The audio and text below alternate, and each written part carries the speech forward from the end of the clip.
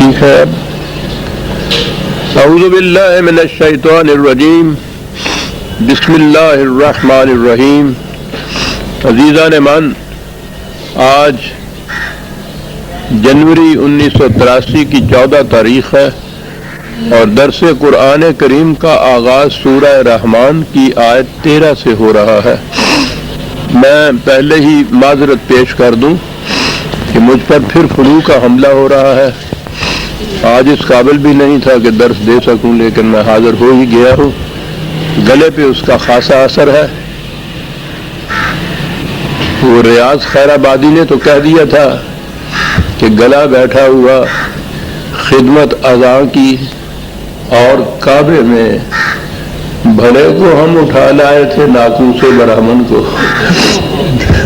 میں تو ناقوس برہمن کو اٹھا کر نہیں لا سکتا، تو آپ کو اسی گلے کے ساتھ نباہ کرنا ہوگا.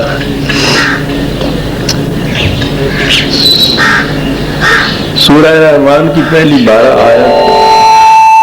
مہنگی یہ سچ نہیں ہے. آج آواز سچ نہیں آ رہی، صاف نہیں آ رہی باہر. جیسے بھی ہے اس کو سیٹ کیجیے. کچھ میرا گلا خراب، کچھ آپ کی مشین خراب.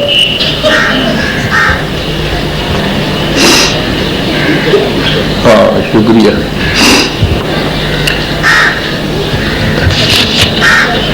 سورہ رحمان کے تمہیدی تفصیلات تو پچھلے درس میں سامنے آ گئے تھے. ایک نقطہ باقی رہ گیا تھا.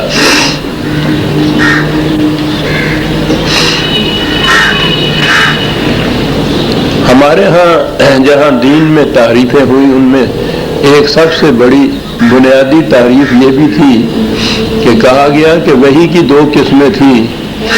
ایک وحی تو قرآن کے اندر محفوظ ہے اور دوسری وحی قرآن کے باہر ہے. وہ قرآن کے اندر والی جو تھی وہ تو تعویذ لکھنے کے کام آئی، اور سارا آپ کے ہاں کا شریعت کا دار و مدار اس وحی پہ جو ان کے بقول قرآن سے باہر تھی. اس کے متعلق بہت کچھ میں لکھ چکا ہوں کہ یہ بڑی سازش ہے. حقیقت میں یہ جو کہا گیا ہے، یہ نقطہ جو یہاں آیا ہے، جو پچھلے درس میں پیش نہیں کر سکا تھا. قرآن نے کہا ہے کہ الرحمن علم القرآن. قرآن ہی کی کو تعلیم کیا رحمان نے. کہیں اور یہ نہیں آیا کہ قرآن کے علاوہ کوئی اور بھی تعلیم کیا ہو. تو یہ تو 1-2 لفظوں میں بات صاف ہو جاتی ہے.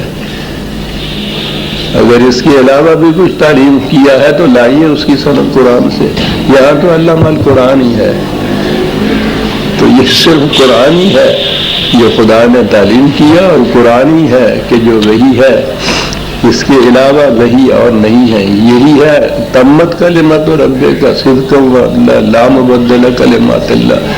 اسی میں مکمل ہو گیا. یہی غیر مبدل ہے، یہی محفوظ کر دیا گیا ہے، اور وہی اس کے خارج اور کہیں نہیں ہے. یہ پہلی بات تھی جو میں نے عرض کی تھی.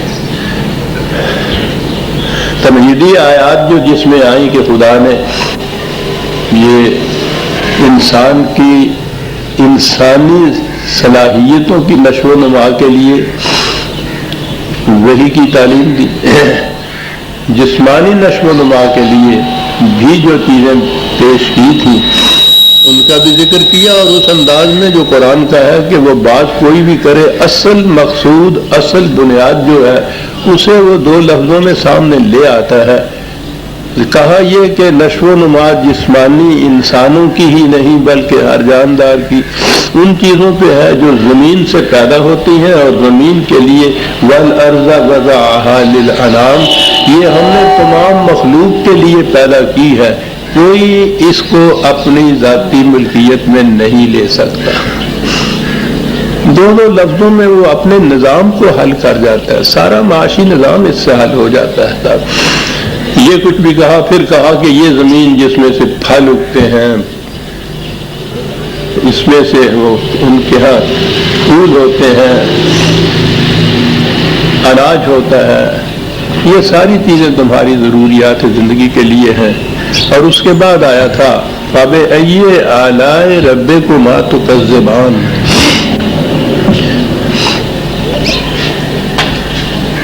اس کا عام ترجمہ آپ دیکھیں گے، کوئی سا قرآن کریم بھی اٹھا کے لکھا ہوا ہوگا کہ تم خدا کی کون کون سی نعمتوں کی تکذیب کرو گے۔ آلاء کا ترجمہ نعمت ہی کیا جاتا ہے، ٹھیک ہے۔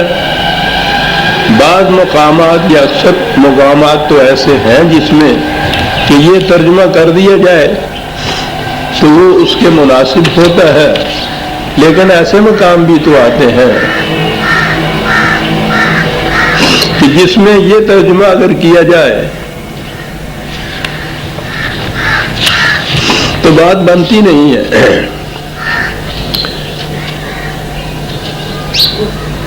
اسی سورت کی آیت 43 44-45 ھذہ جہنم التی یکذب بہا المجرمون۔ مقافات عمل کے سلسلے میں یہ کہا کہ وہ بات تو وہاں آئے گی جہاں یہ آیت آئے گی، وہ میں جو نقطہ سامنے ہمارے ہے اس کے لیے میں اس کو اس وقت وہ پیش کر رہا ہوں کہ مجرموں سے کہا جائے گا کہ یہ ہے وہ جہنم کہ جس کی تم تکذیب کرتے تھے، یطوفون بینہا و بین الحمیم، کھولتے ہوئے پانی کا عذاب ہوگا وہاں ان کو۔ اور اس کے بعد ہے فَبِأَيِّ آلَاءِ رَبِّكُمَا تُكَذِّبَانِ۔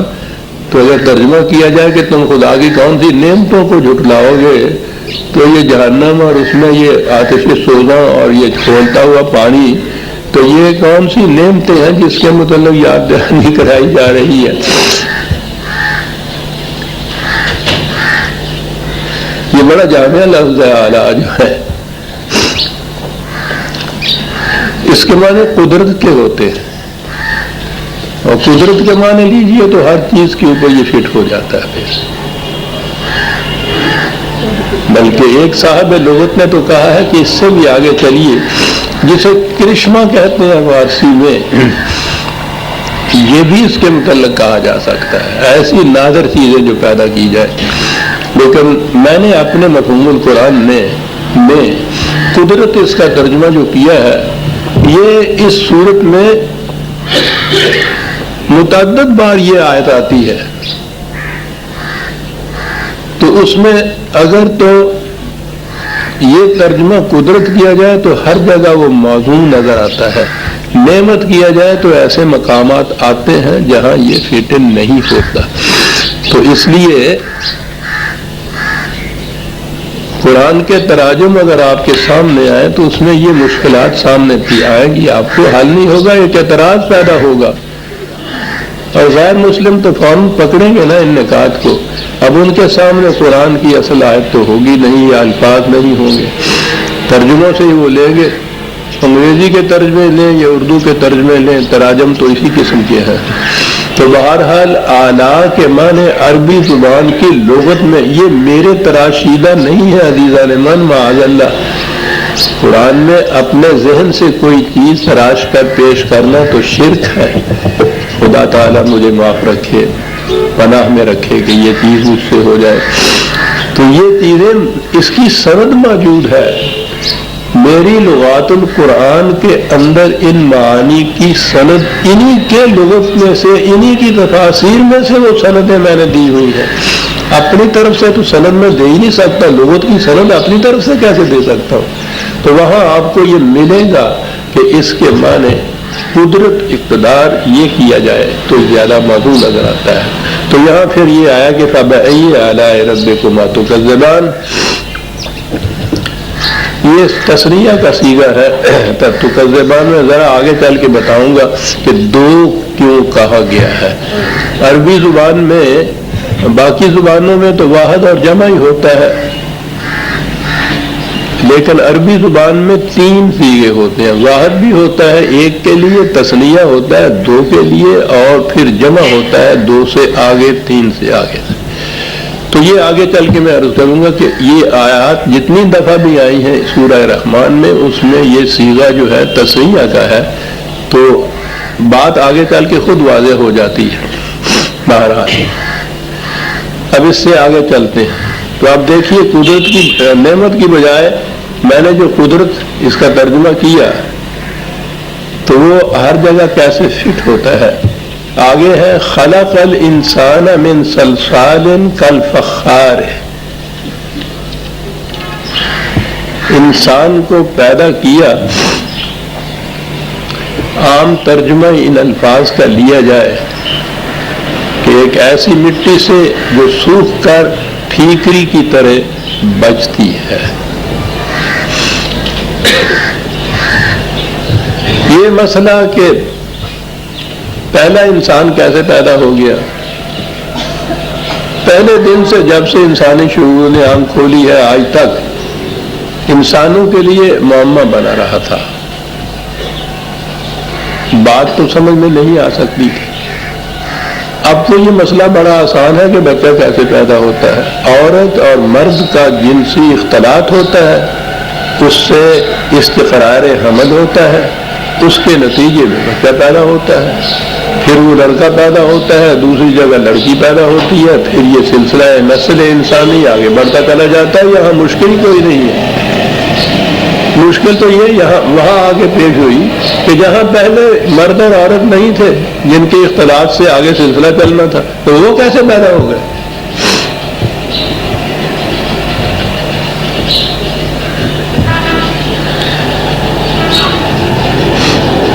باقی تو ہم آپ کو چھوڑیے، خود آپ کے ہاں اس مسئلے کا جو حل کیا وہ یہ کہ جی اللہ تعالیٰ نے کسی طرح سے ادھر ادھر سے مٹی جمع کی، اور پھر اس مٹی جمع کرنے کی بھی تفاصیل تو آپ جانتے ہیں. ہمارے ہاں زیب داستان کے لیے پھر کیا کیا نہیں بڑھایا جاتا. وہ کس طرح سے مٹی وہ جمع کی، کہاں کہاں سے فرشتوں کو حکم دیا، کس کس قسم کی وہ مٹی لائے. وہ مٹی بہرحال جمع کی. وہ جس طرح سے کمہار مٹی کا ایک تودہ سا بناتا ہے تو اس طرح سے مٹی کا تودہ بنایا، اور پھر اس کا اللہ تعالیٰ نے ایک انسان بنا دیا، اور انسان بنا کے اس میں آپ نے روح پھونک دی تو وہ مرد بن گیا. تو پہلا مرد تو وجود میں آ گیا.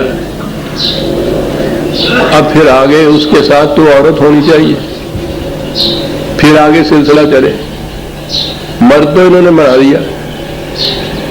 معاف رکھیے گا شاید مٹی ختم ہو گئی، ورنہ ایک عورت بنا دینے میں کیا دقت آتی تھی. لیکن اسی مٹی کی عورت بنا دینا، اوہو، ان کی تو ساری تعلیم خواب میں مل جاتی ہے، عورت اور مرد برابر ہو جاتے. انہوں نے کہا یہ بات غلط ہے. مرد ہی بنایا تھا خدا نے. پھر کیا ہوا؟ پھر وہ مرد اداس رہنے لگا، اکیلا تھا، تنہا تھا. تو اس کی اداسی میں ڈالنے کے لیے اللہ تعالیٰ نے اس کے پہلو کو چیرا اور اس کے اندر بیٹھی ہوئی تھی عورت. چھپ کے بیٹھنا تھا نا، اور وہ وہاں سے نکال دی اور ان کا کر دیا نکاح. آپ حیران ہوں گے، تفسیروں میں یہ بھی لکھا ہے کہ اس کا مہر کتنا بڑھا گیا تھا. نکاح پڑا کس نے تھا؟ بڑا بڑا تھا. ہاں جی، کھجورا بھی ہڈیاں اڑیاں نے بولی. ہاں جی، ولیمہ بھی کیتا ہونا. یہ ساری تفسیریں آپ حیران ہوں گے. یہ درس کے اوپر ریڈیو پہ اعلان ہوئے کرتے تھے. بڑے بڑے علامہ آ کے یہ بتایا کرتے تھے کہ ان کا پھر نکاح کیسے ہوا تھا. چونا بینند حقیقت در افسانہ زنند. حقیقت نگاہ سے اوجھل ہو جائے تو پھر افسانے باقی رہ جاتے ہیں. تو اس نہیں، میں نے کہا کہ یہ جو مشکل تھی نا پہلی، کہ یہ پہلے کیسے ایک جوڑا بنائیں جس سے آگے تو پھر مسئلہ حل ہو گیا نا، پھر چل سو چل. لیکن وہ پہلا جو تھا وہ تھا اصل مشکل. تو انہوں نے پہلے کا حل کر دیا اور پھر اطمینان کی نیند سو گئے کہ یہ مسئلہ تو ہو گیا حل. مرد بھی بن گیا، عورت بھی بن گیا، عورت بھی بن گئی. آگے کچھ دن اور آئی تھی ان کے ہاں کہ اب اسی جوڑے کے ہاں لڑکے میں پیدا ہونا ہے، لڑکی نے بھی پیدا ہونا ہے. وہ ہوئے بہن بھائی. شریعت کی روح سے بہن بھائی کی شادی ناجائز. اب شریعت آ گئی وہاں. پھر کیا کریں؟ حال ان کے ہاں ہوتے ہیں. پہلے کچھ دن پیدا کرتے ہیں، پھر اس کا حال تلاش کرتے ہیں. حالانکہ وہ پھر یوں ہوا تھا کہ ایک حمل کا جو لڑکا تھا اس کی شادی دوسری حمل کی لڑکی سے کرتے تھے، اور اس حمل کی لڑکی کی شادی، وہ جوڑا پیدا ہوتا تھا لڑکا اور لڑکی، اور اس حمل کی لڑکی کی شادی دوسرے حمل کے لڑکے سے کرتے تھے۔ گویا اگر حمل بدل جائے پہلا اور دوسرا تو پھر وہ بہن بھائی نہیں رہتے۔ عزیزان من، کیا کیا میں عرض کروں آپ کو، یہ اپنے تک ہی اس کو محدود رکھتے تو پھر بھی یہ ٹھیک ہے کہ اس زمانے میں یہ بات نہیں سمجھ میں آ سکتی تھی انسانوں کے، انہوں نے یہیں تک سمجھا، انہوں نے سمجھا، ہمیں کیا، انہوں نے سمجھا تو معاملہ ختم۔ مصیبت انہوں نے یہ پیدا کر دی کہ یہ جو کچھ کہا اس کو منسوب کر دیا نبی اکرم صلی اللہ علیہ وسلم کی طرف۔ وہ جو علم انسانی کی بلندیوں پر فائز تھے، انہوں نے یہ کچھ بتایا۔ یہ آ گئی آپ کے یہاں کی روایات، احادیث، اور اس کے بعد عقیدہ پھر یہ پیش کیا کہ یہ کم از کم صحاح ستہ یا اس میں بخاری اور مسلم کی جو حدیثیں ہیں ان کی احادیث میں سے کسی ایک حدیث کا انکار کرنا مسلمان کو دائرہ اسلام سے خارج کر دیتا ہے، اس کا آپ انکار بھی نہیں کر سکتے۔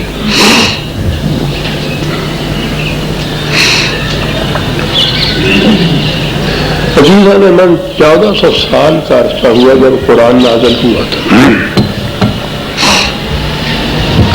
قرآن نازل ہوا ایک ایسی خطہ زمین میں جو یوں کہیے علم کے اعتبار سے تاریکیوں میں ڈوبا ہوا تھا۔ جیسا میں نے کئی دفعہ یہ کہا ہے، حجاز کے خطے میں مکہ بڑا ہی بنیادی شہر، بڑا مشہور شہر، یعنی اس زمانے کا بین المللی سا شہر تھا۔ مکے میں 17 آدمی ایسے تھے جو نوشت و خوان جانتے تھے، لکھنا پڑھنا صرف، اعلیٰ علم تو آگے رہا جا کر، یعنی اس قسم کا وہ ماحول، اس قسم کا علاقہ ہے، اس قسم کا وہ ملک تھا۔ اس ملک کے اندر ایک شخص صلی اللہ علیہ وسلم وہ پیدا ہوا جو اس ملک میں بھی ان پڑھ تھا۔ یاد رکھیے، نبوت سے پیشتر ان پڑھ تھا، نبوت کے بعد یہ بات نہیں تھی۔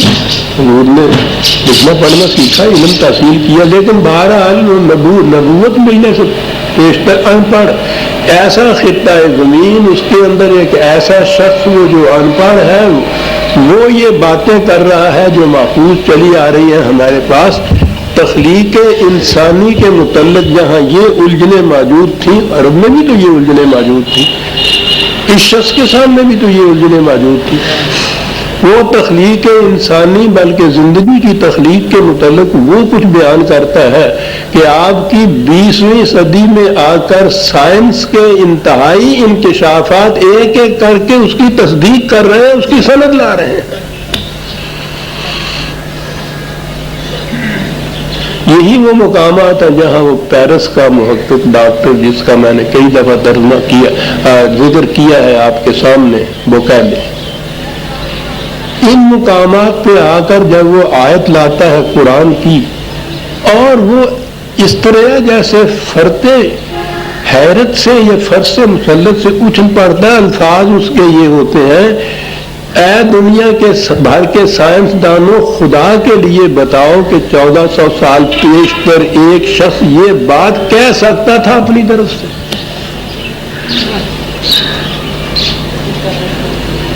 وہ چیلنج دیتا ہے کہ بتاؤ فکر انسانی میں یہ چیز آ سکتی تھی اس زمانے میں؟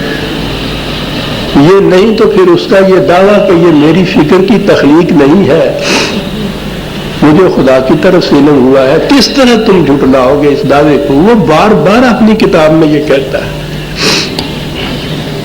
تخلیق انسانی، سائنس کا انکشاف جو اس وقت تک ہوا ہے، اور وہ لگے ہوئے ہیں اس کے اندر، لگے ہوئے ہیں۔ وہ قومیں جو ہیں وہ تو ان عملی مسائل میں لگی رہتی ہیں، بیکاروں کی طرح تھوڑا ہے کہ وہ ان نظری مسائل کے اندر آپ پھنسے ہوئے ہوں کہ کوا حلال ہے یا حرام ہے، وہ بھی ریسرچ کر رہے ہیں اس بنیاد جو ہے ریسرچ کی وہ یہ کہ پہلی چیز تو انہوں نے کہا کہ زندگی کیسے اس زمین پر پیدا ہو گئی، لائف پہلے آتی، پھر آگے بات چلے گی نا کہ انسان کیسے پیدا ہوا، پہلی تو لائف کی بات ہے، کیونکہ زمین کی ابتدا جہاں یہ کہیں گے یہ کروں کی ابتدا، تو وہ تو ان آرگینک میٹر جسے کہتے ہیں غیر جاندار مادہ جو بھی ہوتا ہے، مٹی ہوگی، معدنیات ہو، کچھ بھی ہو، اس میں تو زندگی نہیں تھی نا. تو اس قسم کا یہ کرہ زمین ہی لے لیجیے، زندگی پہلے جو تھی کہ وہ کہاں سے آئی. پہلی تحقیق یہ انہوں نے کی، اور تحقیق یہ ہے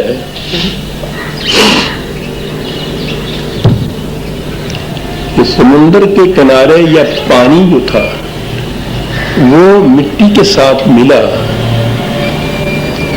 مٹی کے اندر اس قسم کے سالٹس اور معدنیات تھے کہ پانی کے ساتھ مل کے سورج کی حرارت جب ان پہ پہنچی ہے تو ذرا سا اس کا خمیر اٹھا، اور اس سے ان کیمیکلز کے اس طرح پانی اور حرارت کے ملنے سے پہلا لائف سیل اس کے اندر پیدا ہوا.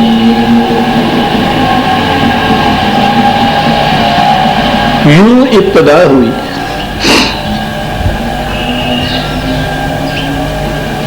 ان آرگینک میٹر میں نے کہا ہے مٹی، وہ ملتی ہے پانی کے ساتھ، وہ چپچپی مٹی بنتی ہے، اس پہ حرارت سورج کی پڑتی ہے، اس سے وہ جیسے وہ بیکڈ جسے کہتے ہیں نا، مٹی میں سے کوئی چیز نکلی ہوئی، جیسے مٹی سورج میں رکھی ہوئی نیلی مٹی کا چیپڑا رکھا ہوا آپ دیکھتے ہیں کیا بن جاتا ہے وہ، اور اس کے اندر سے یہ کیمیکل پانی کے ساتھ ملتے ہیں. پہلا لائف سیل بن جاتا ہے اس میں. اب اگلی بات یہ ہے کہ وہ تو ایک سیل ہے اتنا چھوٹا کہ جو نیکڈ آئی سے نظر بھی نہیں آتا، معاف رکھیے گا.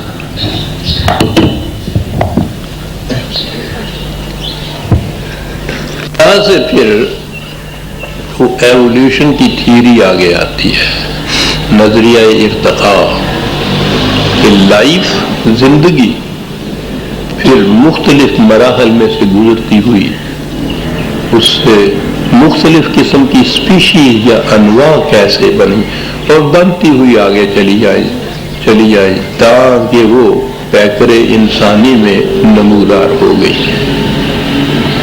میں اس وقت یہ پورے سلسلہ ارتقاء کے متعلق گفتگو نہیں کروں گا، کئی مقام پہ ہو بھی چکا. میں نے اپنی کتاب ابلیس و آدم میں بھی اس پہ ڈسکس کی ہے، پوری تھیوری میں نے دی ہے لائف سیل کی نمود سے لے کر انسانی پیکر تک کی، اور مطالب الفرقان کی دوسری جلد میں بھی یہ چیز میں نے ڈسکس کی ہے. اور یہ تمام بڑے بڑے سائنٹسٹ جنہوں نے ڈسکوریز یہ کی ہیں ان کے حوالے بھی وہاں موجود ہیں. میں اس وقت وہ نہیں پیش کر رہا، اس وقت یہی آیت میرے سامنے ہے. خلق الانسان من صلصال کالفخار.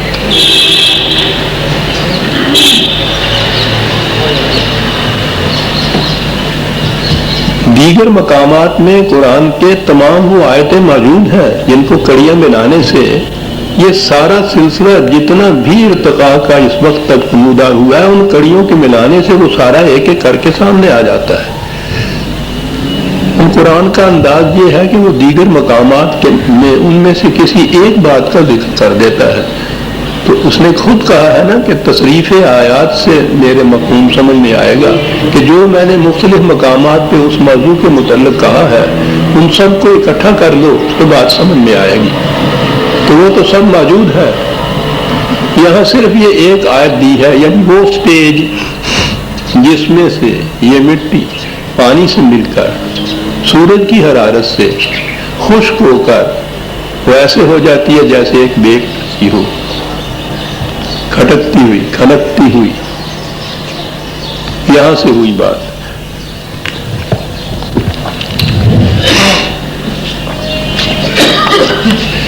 چند ایک آیتیں میں پیش کر رہا ہوں، اور ان کے ساتھ اتفاق ہے یہ کہ اسی مہینے جنوری 83 کا ریڈرز ڈائجسٹ آیا ہے، اس میں ایک بڑا پورا معلومات مضمون ہے تو مختصر لیکن بڑا جامع سا ہے، ہاؤ لائف آن ارتھ بیگن، زمین پر زندگی کی نمود کیسے ہوئی، ابتدا کیسے ہوئی، شروع کیسے ہوئی۔ اب قرآن کے الفاظ کے اعجاز دیکھیے آپ کے بات کیسے سمجھاتا ہے۔ ہمارے ہاں تو یہ ہوا نا کہ وہ مٹی لی تھوما سا اور اس کو اس طرح سے ایک پتلا بنا دیا، وہ پھونکی آدمی بن گیا، تو گویا یہ تخلیق ہو گئی نا آدمی کی۔ قرآن کہتا ہے بدأ خلق الانسان من طین، تخلیق انسانی کے پروگرام کی ابتدا مٹی سے ہوئی۔ ایک لفظ ارباب دانش اس کی داد دیں گے، خلق الانسان اگر غیر ہوتا تو وہ ٹھیک تھا کہ یہ پتلا ہی بنا دیا، اس نے تو ایک پوری کی پوری اسکیم دینی ہے، لڑی دینی ہے، سلسلہ ایک دینا ہے۔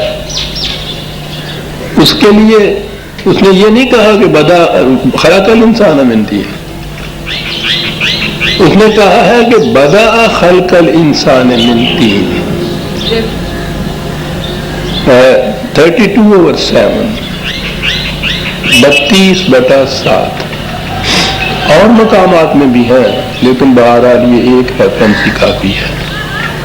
بدأ خلق الانسان من طین، انسان کے سلسلہ تخلیق کی ابتدا طین سے ہوئی۔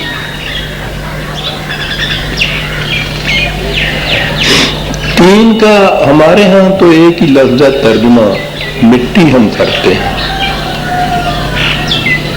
اس لفظ کا انگریزی زبان میں ترجمہ کلے کیا گیا ہے۔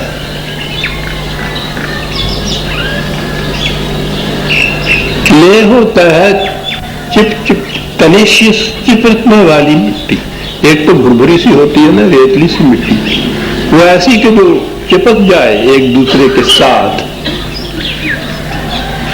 یہ ضروری تھا، وہ چپکنے والی مٹی پانی کے ساتھ ملتی تو آگے بات بنتی۔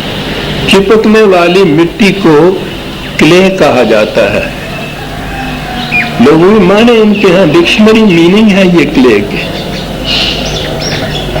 قرآن کہتا ہے دوسری جگہ کہ اِنَّا خَلَقْنَاهُم مِّن طِینٍ لَازِبٍ، ہم نے اسے ابتدا کی پیدائش کی اس مٹی سے جو چپک جاتی ہے۔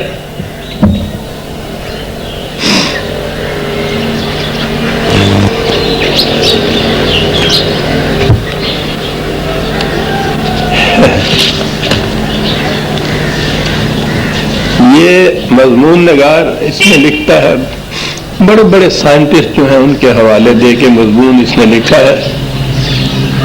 پہلی چیز تو یہ ہے کہ یہ زندگی جو ہے ان اینیمیٹ غیر جاندار جو مادہ ہے یہ اس سے اس کی نمود ہوئی ہے، پہلے سے ہی کوئی جان زندگی چلی نہیں آ رہی تھی کہ جو اس سے ہوئی اس کی نمود ہوئی ہے۔ قرآن نے جو کہا ہے کہ بدأ خلق الانسان من طین، ابتدا کی ہے زندگی کی یہاں سے، اور اس کے ساتھ ہے وَجَعَلْنَا مِنَ الْمَاءِ كُلَّ شَيْءٍ حَيٍّ، ہر شے زندہ شے پانی کی نمود سے ہوئی ہے۔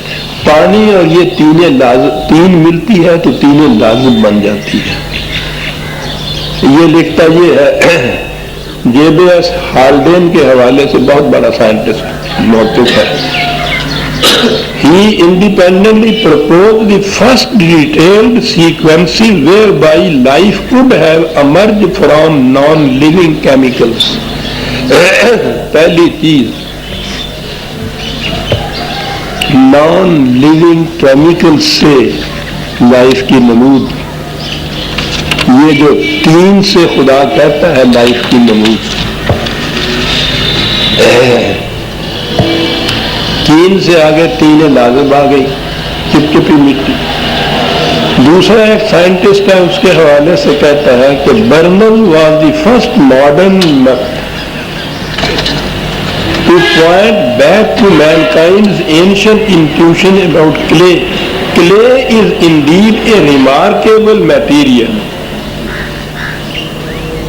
اور آگے وہ لکھتا ہے کہ اس میں کیا کیا چیزیں ہوتی ہیں جس سے زندگی کی نمود ہو سکتی ہے. کلے کا لفظ آ گیا یہاں، اس کا تین لازم آ گیا.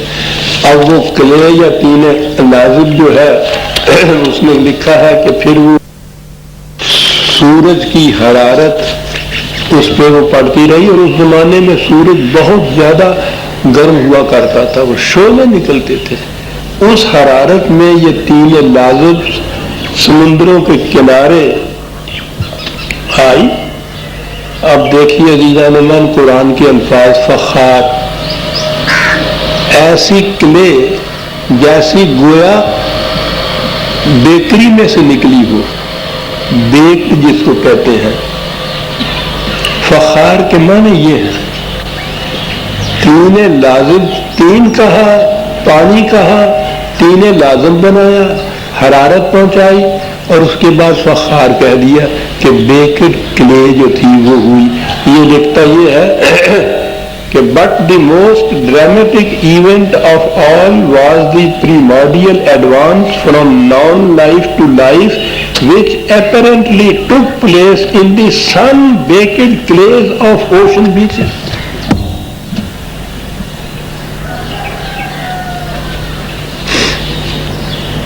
عربی زبان کے کسی لغت سے دیکھ لیجیے فخار کا ترجمہ، بیکڈ کلے اس کا ترجمہ کیا جاتا ہے. اور یہ ہے اس وقت تک کی جو تحقیق چلی آ رہی ہے آپ کے سامنے. قرآن میں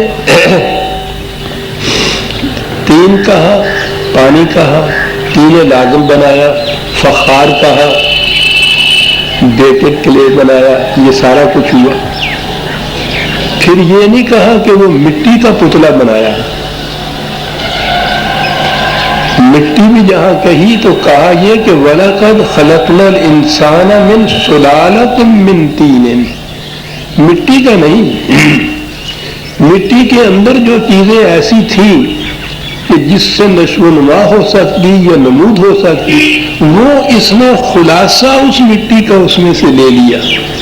جیسا ایک بیج مٹی میں دبایا جاتا ہے تو وہ مٹی میں سے سالٹ، نمکیات اور کیمیکل کھینچ لیتا ہے، اس میں جذب کر لیتا ہے اپنے اندر، اور پھر وہ اوپر کو ابھرتا ہے. مٹی نہیں ہوتی وہ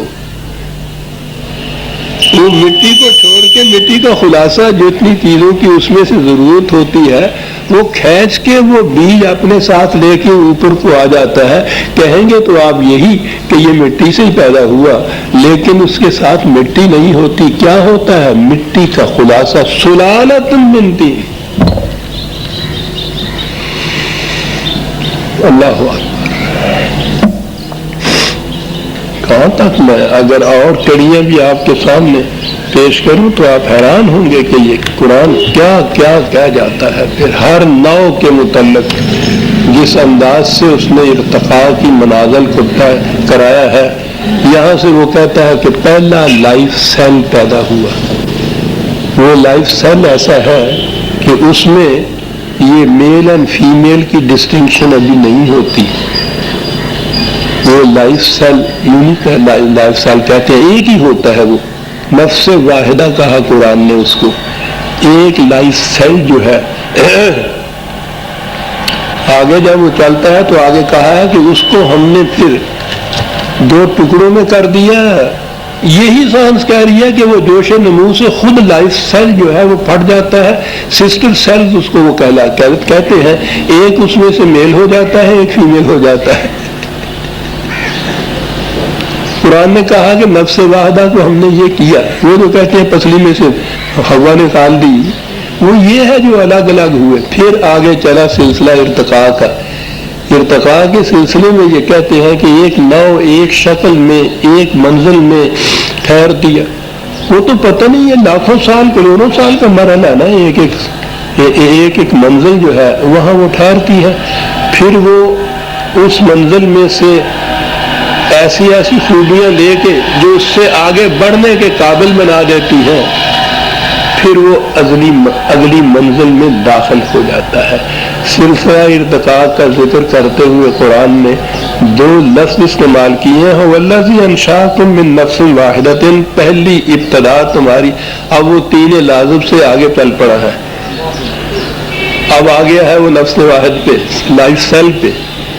لائف سیل کے بعد کس طرح سے یہ سلسلہ ارتقاء آگے چلا؟ فمستقر ومستودع، اس کے لیے ایسا انتظام کیا کہ ایک نو کچھ وقت مستقر، ایک مستقر کہتے ہیں کوئی حرکت کرنے والی چیز تھوڑے وقت کے لیے کہیں ٹھہر جائے تو شرط ہوتی ہے، یہ عربی زبان ہے عزیزان من، ٹھہر جانے کے لیے نہیں، حرکت کرنے والی چیز کسی وقت کے لیے ٹھہر جائے اور اس نے پھر اور آگے حرکت کرنی ہو تو اس کے لیے ہر نو کے لیے ایک مستقر بنایا ہم نے کہ وہ وہاں ٹھہر جاتی ہے، اس منزل میں رکتی ہے، اس میں سے اپنے لیے نشو و نما کی چیزیں اور آگے بڑھنے کے جتنے سامان ہوتے ہیں وہ اپنے اندر جذب کرتی ہے مستقرن۔ پھر جب وہ ایسی ہو جاتی ہے تو پھر آگے کیا بات ہے؟ مستقرن کے بعد کہا مستودعن، پھر وہ یہ چیز اگلی منزل کے سپرد کر دیتی ہے امانتاً کہ اب تم لے لو اسے۔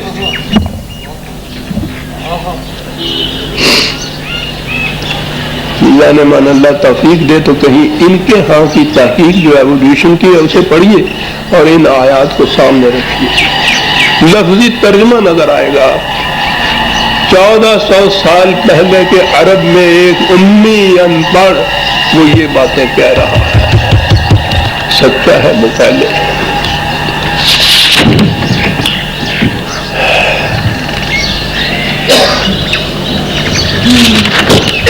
اور زیادہ تفصیل میں اٹھانے کے لیے ایسی آیتیں سامنے آتی ہیں وہ جی نہیں چاہتا چھوڑنے کو، لیکن وقت ایسے کے لیے لَتَرْكَبُنَّ طَبَقًا عَنْ طَبَقٍ، لَتَرْكَبُنَّ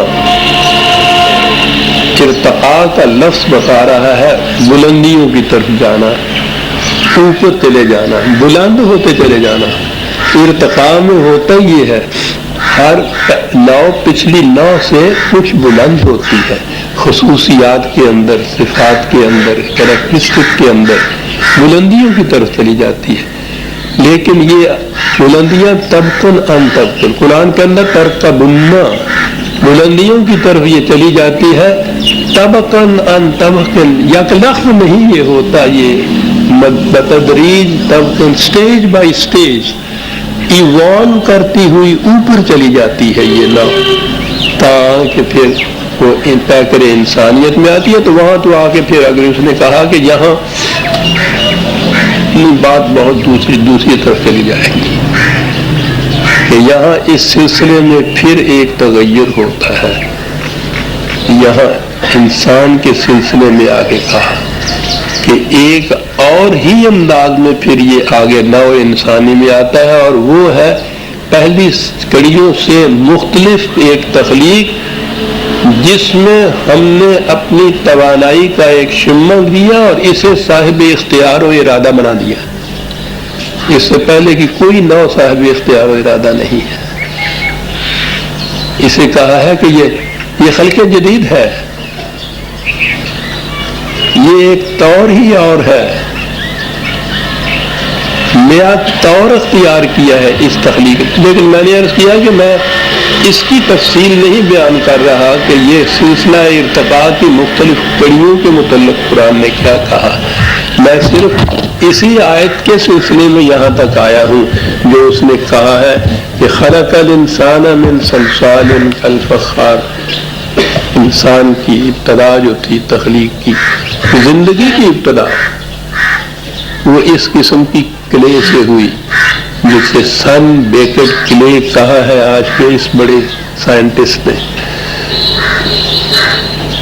کہا،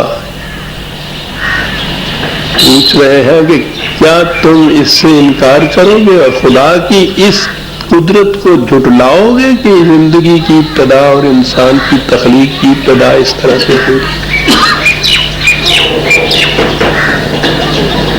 دیکھ رہے ہیں کیا کیا چیزیں وہ سامنے لا کے پوچھ رہا ہے ہم سے، اور اس سے پیشتر وَخَلَقَ الْجَانَّ مِن مَارِجٍ مِّن نَارٍ، واپس کیے گا، پھر ضرورت مجھے بار بار پڑھ رہی ہے،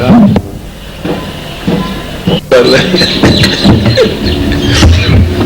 اب تو زندگی یہ ہو، پانی پی پی کے توبہ کرتا ہوں، پارسائی سی پارسائی ہے۔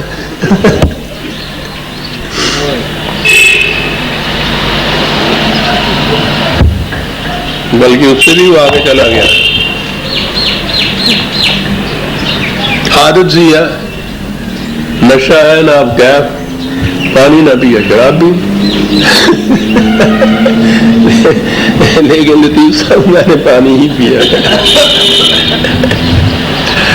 شکریہ۔ یہ تو یہ مخلوق ہوئی، یہ بتا رہے ہیں سائنٹسٹ کہ یہ اس مخلوق سے، جس کو ہم انسان کی مخلوق کہتے ہیں، اس سے پہلے بہت سی نوع انواع ایسی تھی، اسپیشیز تھی، کہ ان میں سے بیشتر وہ ہیں جو ناپید ہو چکی ہوئی ہیں۔ یہ ارتقاء کا سلسلہ بڑا دلچسپ یہ موضوع ہے عزیزان من، اگر آپ اسٹڈی کریں تو ہر سٹیج میں جسے قرآن نے مستقر کہا ہے، کچھ تو ایسی ہوتی ہیں کہ جو اتنی نشو و نما اور قوت حاصل کر لیتی ہیں کہ اگلی منزل میں پہنچ جائے، کچھ ایسی ہوتی ہیں جو ویسی کی ویسی جامد ہو جاتی ہیں، ویسی ہی رہ جاتی ہیں، کچھ ایسی ہوتی ہیں ناپید ہو جاتی ہیں۔ یہ جو بڑے بڑے اسکیلیٹن آپ نے کبھی دیکھے ہوں گے نا، ڈھانچے نکلتے ہیں، پھر سائنٹسٹ کو پتہ لگاتے ہیں، ٹو لگاتے ہیں کہ یہ 72 لاکھ سال پہلے کی بات ہے، یہ کروڑ برس پہلے کی بات ہے، اس قسم کا یہ تھا، وہ ہے جو ناپید ہو گئے۔ کچھ وہ ہے کہ جو اسی شکل کے اندر موجود ہے، یہ گوریلا پنیت وغیرہ جو ہے آگے نہیں بڑھ سکے، کچھ وہ ہیں جو آگے بڑھ گئے، انسان بن گئے، ہم نہیں انسان بن گئے۔ دیتا آپ کہیں گے یہ میں نے کیا کہہ دیا؟ اقبال نے یہ کہا تھا کہ خدا کی تلاش کر رہا ہے، بعد میں نہ رسیدی خدا سے میں جوئی، پہلے انسان تو بن پھر خدا کی تلاش کر۔ ٹھیک ہے، سلسلہ ارتقاء میں تو ہمیں انسان کہا جائے گا، انسانیت کے معیار کے مطابق تو ہمیں یہ نہیں کہا جائے گا۔ بات اور چلی گئی کہ پیچھے جو کڑیاں رہ جاتی ہیں، جو انواع رہ جاتی ہیں، ان میں سے کچھ وہ ہوتی ہیں جن کا آج پتہ بھی نہیں ہے۔ سائنٹسٹ یہ کہتے ہیں کہ اس سے پہلے سطح ارض ابتدا میں، اسی میں سے میں لے رہا تھا، 4 billion years ago, the young planet Earth was a hellish place. Volcanoes were everywhere, puffing gases, water vapor and blobs of lava. ابتدا میں جب یہ زمین وجود میں آئی ہے کرۂ ارض، تو اس میں بڑی حرارت تھی، والکینو تھے، ویسے سورج کی تپش بھی بڑی تھی، بہت زیادہ تپش تھی۔ تو ان کا خیال ہے کہ یہ تپش آہستہ آہستہ کم ہوتی گئی، تو اس قسم کی اسپیشیز وجود میں آئی جن میں حرارت برداشت کرنے کی صلاحیت انسانوں سے اور بعد کی مخلوق سے کہیں زیادہ تھی، لیکن وہ اب ناپید ہو چکی ہوئی۔ یہ ہے ان کی تحقیق۔ ہمارے ہاں خلق الجان من مارج من نار، جان کا ترجمہ ہوا جن، کہ جنوں کو پیدا کیا خدا نے آگ سے، انسان کو پیدا کیا مٹی سے، جان کے معنی ہوا جن، اور پھر جنوں کے اوپر تو پوچھو ہی نہیں پھر۔ آج تو ان کا کام یہی نظر آتا ہے کہ وہ ہسٹیریا والی بیچاری معصوم بچی جو ہوتی ہے وہ جن اس پہ سوار ہو جاتا ہے اور یہ جا کے مار مار کے اس کو دھوا کر کے جن نکالتے ہیں، وہ تو نکلتا یا نہیں نکلتا، ان کی جیب سے پیسے ضرور نکل جاتے ہیں۔ جن ابھی مخلوق موجود ہے۔ عربی زبان میں یہ جو مادہ ہے، یہ لفظ جیم نون نون، اس کے معنی یہ ہے وہ شاید جو نگاہوں سے پوشیدہ ہو، نظر نہ آ جائے۔ اب وہ ہر شے کے اوپر اس کا استعمال کرتے ہیں۔ توہم پرستی میں، عرب میں بھی تو توہم پرستی تھی، وہ تو بڑے جان تھے، جیسے اور لوگوں میں جن تھے اس میں بھی جن تھے۔ قرآن تو یہ بات نہیں مانتا۔ آج اس قسم کی یا رسول اللہ کے زمانے میں ایسی مخلوق کہ جو پھر انسان بن کے آتی ہے، انسانوں میں رہتی ہے، کھیلتی کودتی ہے، پھر چلی جاتی ہے، قرآن کہیں اس کو نہیں مانتا۔ نہ ان جنوں کو مانتا ہے جو اس طرح سے ان بچیوں کے سر پہ سوار ہو جاتے ہیں اور چڑھ جاتے ہیں، روز جن کے ہم یہ افسانے سنتے ہیں، وہ نہیں مانتا ہے۔ اس کے معنی تو یہ جن جو ہے یہ نگاہوں سے پوشیدہ ہو۔ میں آگے جا کے بتاؤں گا جہاں جہاں قرآن نے انس اور جن کا لفظ استعمال کیا ہے، انس ہے وہ شہری آبادیاں جو آپس میں معانست سے اکٹھی رہتی ہیں، اور جن تھے یہ ان کے ہاں کے صحرا نورد خانہ بدوش جو جنگلوں میں رہتے تھے۔ آج بھی عربوں کے ہاں جائیے اس حجاز میں تو وہاں شہر تو دو تین ہی ہے، باقی ساری آبادی دور جنگلوں میں رہتی ہے، نگاہوں سے پوشیدہ۔ وہ عرب ان کو جن کہتے تھے، ان کو انس کہتے تھے۔ جن و انس انسانوں کے یہ دو قبیلے تھے، لیکن یہ جن دوسری بات ہے۔ یہ جان جو ہے قرآن نے کہا کہ ایک تو یہ بات دیکھیے کہ جان کے معنی وہ ہے جو ناپید ہو چکی ہو، اب نظر نہ آ سکتی ہو، ایسی مخلوق۔ اور اس کے متعلق یہ جو چیز ہے نا کہ ہمارے زمانے میں موجود ہے وہ اس قسم کی چیز، وہ تو خود قرآن کی نص صریح کے خلاف ہے۔ 15/27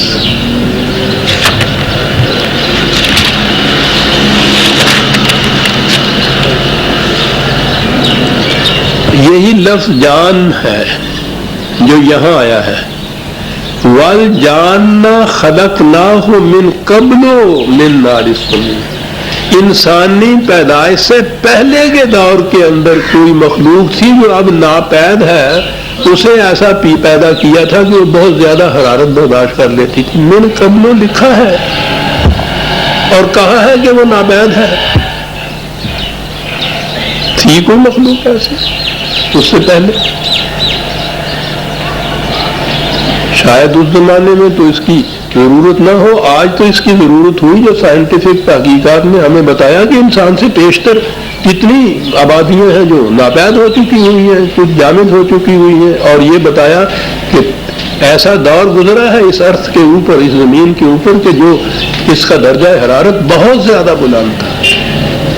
اس درجہ حرارت میں جینے والی کوئی ایسی مخلوق تھی جس کو خدا نے پیدا کیا من قبل، انسان سے پہلے کی بات ہے جو وہ کر رہا ہے۔ اور وہ اب جان کے معنی ہی ہے جو تنہا ناپید ہو چکی ہے، نگاہوں سے تنہا ہے، وہ نظر نہیں کہیں آتی، وہ اس سے پہلے کی بات ہے، اب انسانی کی بات ہے۔ کہا کہ اس قسم کی قرۂ ارض کے حالات میں یہاں اتنی زیادہ حرارت تھی، جہنم کی طرح آگ کے شعلے بھڑکتے تھے، اس کے اندر سے مٹی جیسی شید انینیمیٹڈ جامد جس میں زندگی نہیں ہوتی، وہاں سے زندگی کی نمود، اور اس کے بعد طبقاً ان طبقاً درجہ بدرجہ رفتہ برفتہ مختلف مناظر میں سے گزارتے ہوئے انسان کا پیکر، انسانیت کے اندر زندگی آ گئی۔ اور یہاں یہ صاحب اختیار و ارادہ، صاحب عقل و شعور انسان اس پیکر کے اندر اس منزل کے اندر تمہارے سامنے آ رہا ہے، یہاں سے یہاں تک. کہو فَبِأَيِّ آلَاءِ رَبِّكُمَا تُكَذِّبَانِ. ہم سے تو اس نے کیا کہنا ہے کہ کیوں جھٹلاتے ہو. آج کے سائنٹسٹ سے وہ پوچھتا ہے کہ تم تو اپنے انکشافات سے اپنی آنکھوں سے دیکھ رہے ہو کہ یہ سلسلہ کس طرح سے چلا جو ہم بتا رہے ہیں. کہو تم جھٹلا سکتے ہو اس چیز کو کہ یہ چیز نہ کسی انسان کے بس کی بات تھی وہ یہ کہے، نہ یہاں کوئی اور قوت ایسی تھی جو یہ کچھ کرے. اس قسم کی قوت والا جو کوئی جو ہستی ہے، کیا تم جھٹلا سکتے ہو کہ وہ یہ نہیں ہے اور یہ آٹومیٹیکلی خود بخود کسی نہ کسی طرح سے ہو گیا؟ کہو جھٹلا سکتے ہو. وہ سائنٹسٹ نام خواہ خدا کا نہ بھی لیں، وہ وجد میں آ کے ایسے مقام پہ کہتے ہیں کہ بے شک یہ کسی ایسی قوت کا کام ہے کہ جو ہمارے ذہن میں نہیں آ سکتی. فَبِأَيِّ آلَاءِ رَبِّكُمَا تُكَذِّبَانِ. آئے دنیا کے سائنسدانوں، بتاؤ تم خدا کی کون سی قدرت ہے کہ جسے جھٹلا سکتے ہو. اور پھر وہ آگے آتا ہے انسانوں کے لیے کیا کیا کچھ اس نے بنایا ہے. وقت تھوڑا سا لیکن ایک آدھ آیت تو آ ہی جائے گی. زمین بنائی، انسان بنائے، اس کے لیے یہ تمام چیزیں کھانے پینے کی بنائیں. موسموں کا تغیر نہایت ضروری ہے. جو کچھ پیدا ہوتا ہے زمین پہ وہ مرہون منت ہوتا ہے بڑی حد تک موسموں کے تغیرات پہ. موسموں کے تغیر کے ساتھ ہواؤں کا جو عدل بدل ہے وہ بھی چیز ہے. موسموں کا تغیر جو ہے وہ سورج اور زمین کی باہمی حرکت جو ہے یا گردش جو ہے اس سے تعلق سے پیدا ہوتا ہے. آپ نے دیکھا ہوگا موسموں کے تغیر میں سردیوں میں سورج کہیں سے نکلتا ہے اور گرمیوں میں آپ دیکھو تو وہ دوسرے کنارے پہ ہوتا ہے. یہ سارا جتنا بھی حصہ ہے یہ ویسے مشرقی ہے، ایسٹی ہے. سورج کے نکلنے کا مقام ہے لیکن سردیوں میں ایک نقطے سے نکلتا ہے، گرمیوں میں وہ دوسرے نقطے سے نکلتا ہے. یہی چیز ہے، وہ سردیوں میں جو ڈوبتا نظر آئے گا سورج تمہیں کسی اور مقام پہ ڈوبتا نظر آئے گا، وہ گرمیوں میں نظر آئے گا کسی اور مقام پہ ڈوبتا نظر آئے گا. یہ چیزیں تو وہ ہیں جو ہم اپنی آنکھوں سے وہی مظاہر کے طور پہ دیکھتے ہیں کہ یہ یہاں سے ڈوبا، اب سردیاں آ گئیں، یا یہاں سے آ گیا، یہاں ڈوبا، یہاں سے طلوع ہوا. لیکن در حقیقت اس کا تعلق زمین اور سورج کی باہمی گردش سے ہے، اور گردش سے ہی موسموں کا تغیر ہوتا ہے جس پہ دار و مدار ہے ان تمام چیزوں کا جو انسان کی زندگی کے لیے، نشو و نما کے لیے ضروری ہے. یہ تغیرات جو آتے ہیں یہ بڑے ضروری ہیں. کہا کہ یہ کچھ کیا تو ایسا ہی نہیں کیا کہ اس کو جامد طور پر بنا دیا ہے کہ ایسے ہے اور بالکل ایک ہی طرح سے رہے، کوئی حرکت نہیں اس میں، کسی قسم کی گردش نہیں اس میں. کہا کہ رب المشرقین و رب المغربین، یہ مشرقین اور مغربین، دو مشرقے اور دو مغربے. اندازہ لگائیے کہ یہ دو مشرقے اور دو مغربے کیا ہے کہ کس طرح سے موسموں کے تغیرات جو ہیں ان کی طرف لے گیا روح انسان کا. اور پھر رب کا لفظ جو ہے وہ تو ربوبیت ہے نا، یہ سارا کچھ نشو و نما کے لیے ہوتا ہے. چلیے تحقیق کیجیے کہ یہ جو تغیر ہے سورج کے طلوع و غروب کے اندر، سال کے 6 مہینے میں ایک طرف، سال کے دوسرے مہینے میں دوسری طرف، تو بتائیے تو صحیح کہ اس کا ربوبیت کے ساتھ کتنا بڑا تعلق ہے. یہ ہمارے لیے ہے کہ ہم اس کا انکشاف کریں. ہم کیا انکشاف کریں گے؟ وہ انکشافات کر رہے ہیں، وہ آب و ہوا پر، موسموں پر، تغیرات پر، اس پہ بھی ان کے ہاں سے بڑی ریسرچز ہو رہی ہیں. صاحب وہ پیدا کر رہے ہیں. وہ جانتے ہیں کہ یہ مشرقین اور مغربین کے اندر جو تفاوت ہے، دونوں کے اندر جو فاصلے ہیں، جو گردش ہے، وہ کیا کیا نتائج پیدا کرتی ہے. اور آج تو شاید یہ بھی مانے لے لیں ہم کہ یہاں جو ہمارے ہاں مغرب ہوتی ہے، سورج غروب ہوتا ہے، امریکہ میں وہ طلوع ہوتا ہے. ہماری مغرب ان کی مشرق ہے، ان کی مغرب ہماری مشرق ہے، تو اس قرۂ ارض کے اوپر جی چاہے تو یوں بھی کہہ لیجئے کہ یہ دو مشرقیں بھی ہیں اور دو مغربیں بھی ہیں، لیکن بہرحال ان میں سے جو معنی میں لینے چاہیں، میں تو سمجھتا ہوں کہ یہی جو گردش ہے اور اس میں تغیرات جو ہوتے ہیں موسم کے، وہ ہیں جو یہاں کہے گئے ہیں، کیونکہ یہ ساری بات ربوبیت کی۔ چلیے، سورج ہمارے زمین سے 13 لاکھ گنا بڑا کرہ ہے، کہ اس طرح سے جکڑ دیا ہے ان کو قوانین کی زنجیروں میں کہ وہ یوں طلوع ہوتا ہے یوں غروب ہوتا ہے۔ فَبِأَيِّ آلَاءِ رَبِّكُمَا تُكَذِّبَانِ، سورہ رحمان کی آیت 18 تک ہم آج آ گئے برادران عزیز، 19 سے ہم آگے لیں گے۔ ربنا تقبل منا، جی آپ میں نے یہ اعلان کیا کرتا ایک ضروری اعلان جی، قرآنی فیصلے کا سلسلہ جو کافی دیر سے آ رہا ہے، اس کی 4 جلدیں پہلے شائع ہو چکی تھیں، اب 5ویں جلد بھی آ گئی ہے، وہ باہر سٹال سے مل سکتی ہے۔